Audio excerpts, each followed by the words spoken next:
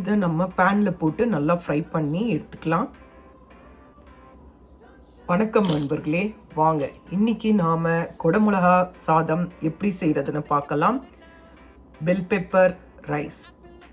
அதுக்கு நான் 1 ஸ்பூன் உளுத்தம்பருப்பு எடுத்திருக்கேன், 1/2 ஸ்பூன் ஜீரகம், 2 ஸ்பூன் வேர்க்கடலை, 2 காரத்துக்கு ஏற்ற மாதிரி மிளகாய். நான் 1/2 கப் சாதத்துக்கு தான் இது செய்கிறேன். பாருங்கள், பேனில் போட்டாச்சு. இதை நல்லா ஃப்ரை பண்ணி பொடி பண்ணி எடுத்துக்கலாம். எண்ணெய் காஞ்சதும் 1/2 ஸ்பூன் சோம்பு சேர்த்துக்கோங்க,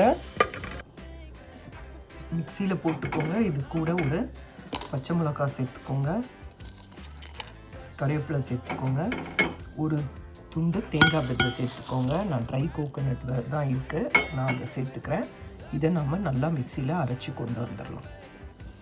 வெங்காயம், ஒரு தக்காளி நறுக்கி வச்சுருக்கேன். இது ரெண்டுத்தையும் நாம் இந்த சோம்பில் சேர்த்துடலாம். வெங்காயம் தக்காளி போட்டாச்சு. இதில் கொஞ்சம் உப்பு சேர்த்துக்கோங்க. சேர்த்து இதை நல்லா வதங்கட்டும். நல்லா வதக்கி விடுங்க. இதில் கொஞ்சம் இஞ்சி பூண்டு பேஸ்ட்டு நம்ம சேர்த்துக்கலாம். பாருங்கள், குடமிளகாவை நல்லா நீல வாக்கில் நறுக்கி வச்சுருக்கேன். இந்த மாதிரி நறுக்கி வச்சுக்கோங்க. இப்போ 1 ஸ்பூன் தனியாத்தூள், 1/4 ஸ்பூன் கரம் மசாலா, 1/4 ஸ்பூன் மஞ்சள் பொடி போட்டு இதை நல்லா கலக்கி கொடுத்துருங்க. பாருங்கள், இஞ்சி பூண்டு சேர்த்தாச்சு. இதை நல்லா வதக்கி விடுங்க. நல்லா வதங்கட்டும்.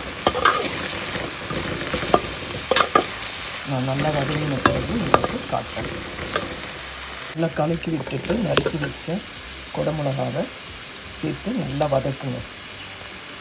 குடமிளகாவை நல்லா வதக்கிடுங்க.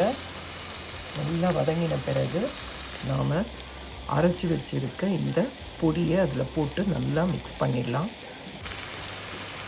பாருங்கள், இந்த பவுடரை இதில் போட்டாச்சு. இதை நல்லா இந்த குடமிளகாவை மிக்ஸ் பண்ணிவிடுங்க.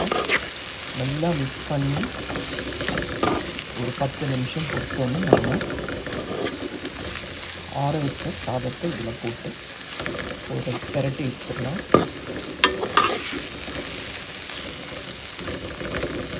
சிம்மில் வச்சுக்கோங்க, ஏன்னா பொடி போட்டனால அடிச்சிருக்கும். சிம்மில் வச்சுக்கோங்க. பாருங்கள், இதில் நம்ம ஆற வச்ச சாதத்தை போட்டு கலரிடலாம். பாருங்கள், சாதம் போட்டாச்சு. இப்போ இதை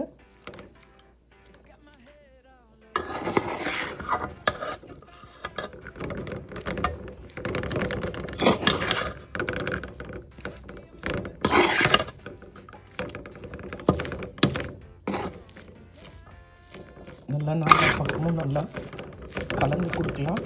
கலந்துட்ட பிறகு உங்களுக்கு காட்டுறேன். பாருங்கள், குடமிளகா ரைஸ் ரெடி. இதை நீங்கள் லஞ்ச் பாக்ஸுக்கும் எடுத்துகிட்டு போகலாம். இது கூட பப்படை இல்லை அப்பளம் இந்த மாதிரிலாம் இது பண்ணி ஃப்ரை பண்ணி சாப்பிட்டிங்கன்னா ரொம்ப நல்லாயிருக்கும். செஞ்சு பாருங்கள். பிடிச்சிருந்தால் லைக் பண்ணுங்கள்.